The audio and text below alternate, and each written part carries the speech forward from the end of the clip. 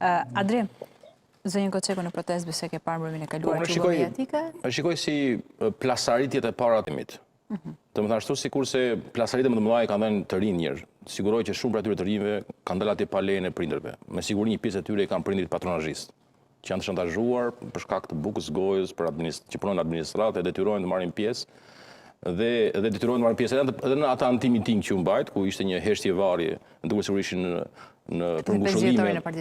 Po 35 vjetorin, po duk si ngushëllime, u duk si kishin vajtur për vaki atje.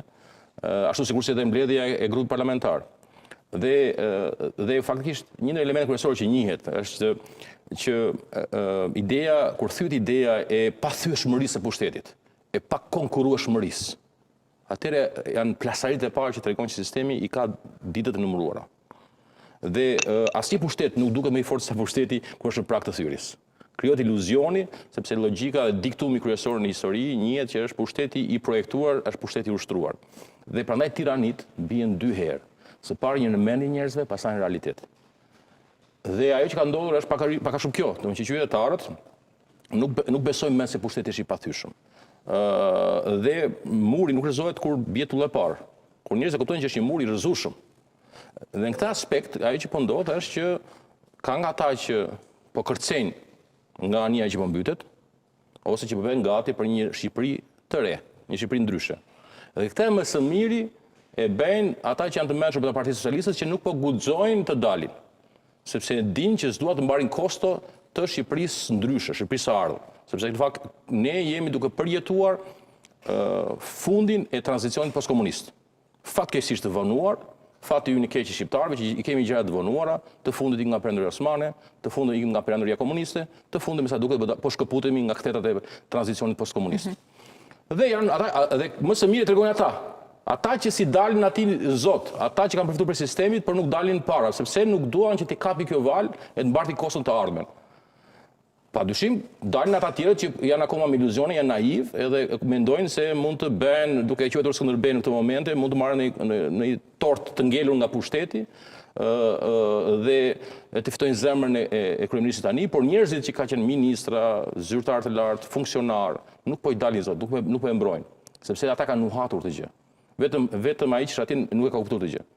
Pra unë e shikoj në këtë dimension, e shikoj në para njerë që janë njerëzit brenda Partisë Socialiste duke u përgatitur, edhe dinë që kjo çështje kohe. Kjo është, domethënë nuk është me ardhmja kryeministi Rama.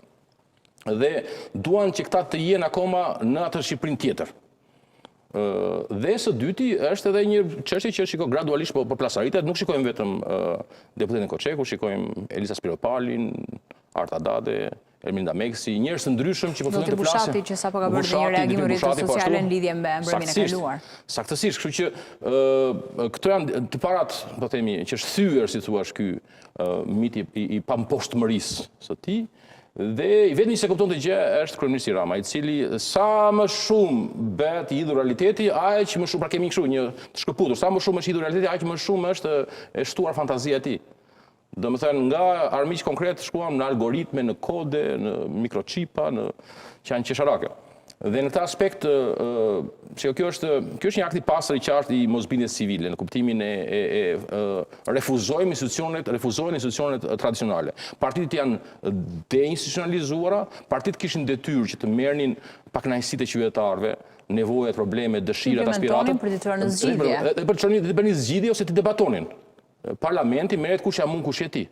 Prandaj njerëzit kanë zvendësuar demokracinë përfaqësuese, përkohësisht me demokracinë pjesëmarrëse drejt për drejt në shesh, sepse shikojnë që ata janë të shkëputur. Kjo elitë është e shkëputur nga realiteti. Është e shkëputur nga halli i qytetarëve.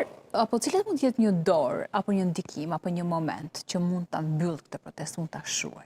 Përveç dorëheqjes së kryeministit Rama? Përveç kësaj, meqense ai ka qenë korrekt dhe konkret. Unë shikoj vështirë, çfarë ka ndodhur nuk zhbehet me. Ato janë sinjale të pathyeshme.